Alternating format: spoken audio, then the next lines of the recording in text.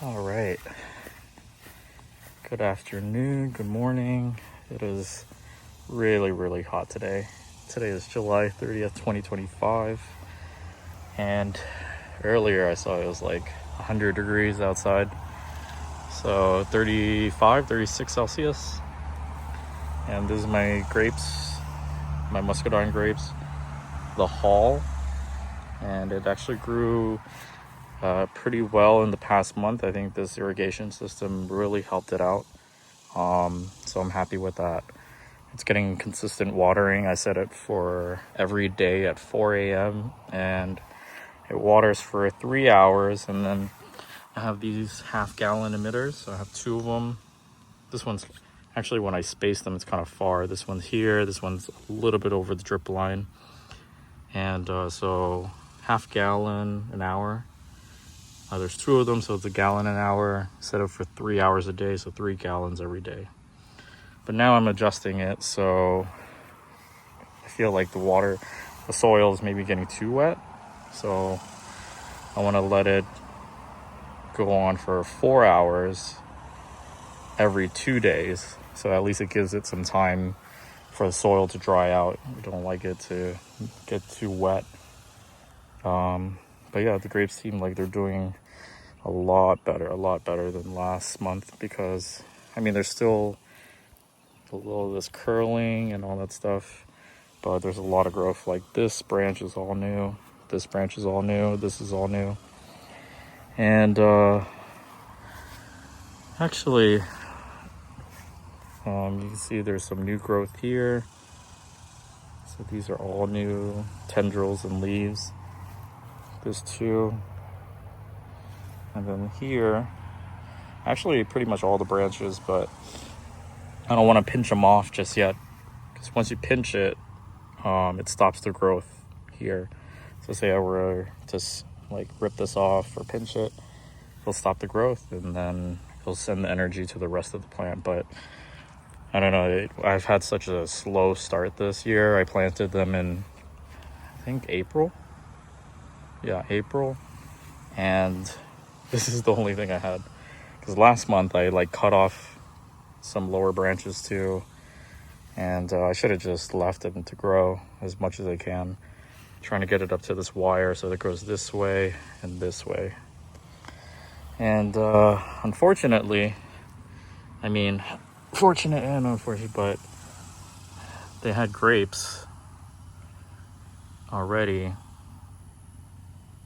as you can see, but hurt me, but I had to cut them off. I had to snip them off the plant to let the vine focus all its energy to growing, like at least get big for the first year, and then next year hopefully I get a little bit of grapes, and then it's a lot after that.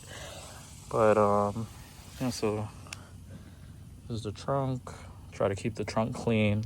There were some like buds that I ripped off earlier. There might be like a little bit of growth right here. I might have to snip that off by the time I come back. And then I put in this, it's like metal plastic stake. It was actually a 6 foot, but I put it down about a foot into the ground, so it's more sturdy. Because I noticed the last month, because I had a camera on it to watch it, and it was swaying so much in the wind because there was a wire from here to here. I put a piece of string here, and then I zip tied it to that string, and it was just going all sorts of crazy with all the wind. So at least hopefully with this, it gives it a little bit more, it's a little bit more sturdy. Maybe that's the reason why it's taking so long for it to grow. So just trying something new. Hopefully it works. And then this is which one is this? A Dixie Red. Dixie Red. These, they're not happy at all. Not happy. Look at this. Like, at least this is here. So they're pretty resilient, but this one's really slow. You can see right here, there's that new growth. This random one down here, new growth. It's too low, but I guess it's my insurance in case the rest of the plant decides to die for some reason. But yeah, this one's nowhere near being grown. Actually, when I first got these bare root at home, this was probably the longest root. And then, you know, in the beginning, I like snipped off all the lower ones to keep the trunk clean. But I should have just left all the leaves in so it can get as much energy as it can and grow up. So yeah, this is the Dixie Red Hall, Dixie Red, Black Beauty. This one is like, it's interesting how they all have such like different characteristics as in growing. Like that one's like probably my strong one, the Hall. The Dixie Red is like kind of wimpy, and then this one's like the in-between. And it's not as tall, but it has like good green, like really nice dark green leaves. So yeah, I just I go through each plant, make sure there's no growth, at least down here, little growth, and then everything else can bud out. Like this one, I'm just gonna let it grow, and then if it decides to go crazy, and then I'll train it up. But up here, you know, you can kind of tell like there's no new growth. All right, oops, it cut off because it was so hot outside. But yeah, this again is the Black Beauty. I'll try to be quick before my phone dies again. That's how it's looking. Those are 3. Banana tree. I'm gonna try recording from this side so I can block out the sun on my phone. But this is the Mandarin Clementine. No fruits yet. A little bit of new growth here and there. Curling is expected, you know, it's hot. This is a new fresh growth here. Nothing too much different. This is the Moral Red. All these are brand new. They were actually growing last month, but now they're like yellow. They were yellow, but now they're green, I mean. So, nothing too different. More cicadas. Good trunk. Yeah, last time I was trying to figure out if these were water sprouts or not, but it looks like it's above the graft point. So these are good. Look good. And the Shiranui Mandarin, or they call it Sumo. This one fell over, but it healed that way, so I'm just gonna leave it, because even if I try to bend it back, it's not gonna want to go up. These are the fruits. I really don't want to take any of these off, but you can see this is the shape. So it's gonna look like that, but a little bit bigger and orange. So this has 1, 2, 3, 4, 5, 6, 7 fruits. I really should have taken them off so the tree can focus, but it hurts so much. I don't want to. This is the Calamondin with extensive spider mite damage. This is the new leaf. I cannot for the life of me find it. Yeah, makes me sad. Calamondin, it's actually tipping over because of all the fruits. But I don't like to stake most of my plants because I like to just let it do its thing and grow however it wants to grow. So it's growing like that now. This is my newest tree. This is the mulberry. It's like almost 10 feet, 11 feet. When I bought it, it was in a pot, and then it was in the garden bed. So I put a root through the pot, and we had to cut it in order to transport it home and remove it from the ground. But the trunk is super big. Love that. Super big trunk. So there's a lot, it's going through a lot of shock right now. You can see the leaves curling. So then I had to support it with these woods to prevent it from blowing over if there's any strong winds. But beautiful tree. I just hope it survives. This is the newest Asian pear that I got. As a Shinko. And then this is the supposedly pretend Chojuro pear. They sold me a Chojuro, but I got like an Asian or a European pear. Got 2 of them. This is how it's doing. And then this is the Asian pear. This is 20th century, and you can tell, you know, it's round. That's how it's supposed to look, not the elongated type. Yeah, it's doing okay. And I have my loquat back there. I'm trying to clear these so that it gets more sun. And then my 2 jujubes. This one is the oldest one. It's the GA866.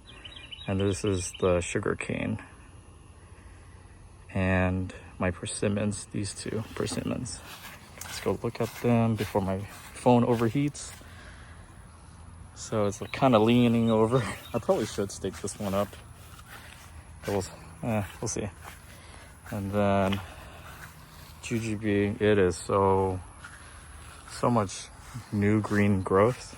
Like last month, I think the growth was up to here. Now it's all the way up to here, and it's just growing so well, and I love it. But no fruits. Flowers, there were flowers last month too, but they all fell off. They were here. No fruits. This one actually had like 4 or 5, but I took them off and I ate them. And then the persimmon, this is the giant fuyu. This is brand new. 1 month growth. 1 month growth. So that's like 1 foot, like 12, 15 inches. And then this is the tall and skinny fuyu that I had, but this is new growth. This is new growth. It's a slow grower. The leaves feel really nice. I love feeling these leaves. Yeah, but doing really well. And then, yeah. Doing really well. Shade because I'm like burning up. Don't mind my dirty pool. So yeah, persimmon, the fuyu, giant fuyu, sugar cane, jujube, GA866, loquat. This is the 21st century Asian pear. This is the wannabe Chojuro. This is the Shinko. And then the newest edition. These 2 are the newest editions. This is the mulberry. Then all my citrus is over there. But yeah, so I got my 3 pears right here. And then this one, it is not happy. Look at these. Not happy. But it has so many leaves that hopefully it's not like dehydrating too quick. But I've been watering it like crazy. And then I put these down just in case. But man, it gives like really good shade. I love just standing under it. So it's exciting to see, you know, hopefully in the future when these trees get bigger, it provides a lot of shade. I'm looking forward to it. And yeah, I don't know. Hopefully it does well. It is not happy right now. The house and my Eastern redbud, I have 2 of them. It has these spots on it, and I guess it's pretty common with the Eastern redbud, especially when they're this young. It's a fungal thing. And here's my donut peach. Yeah, doing really well. And my other Eastern redbud. And this time I actually decided to, they look so not happy, but they're pumpkins. Pumpkins or squash. I brought them over from Florida. And I figure I'd bring them over, give them a lot of space to sprawl out everywhere because I don't have a big yard in Florida. But yeah, so these are, I think what it is, it's leaf cutter bees. And man, they don't look happy. It's like someone took a hole punch.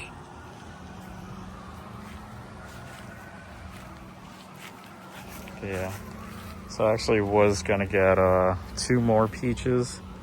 Put one here, right on the property line, so that when spring comes around, look real nice and get some fruit.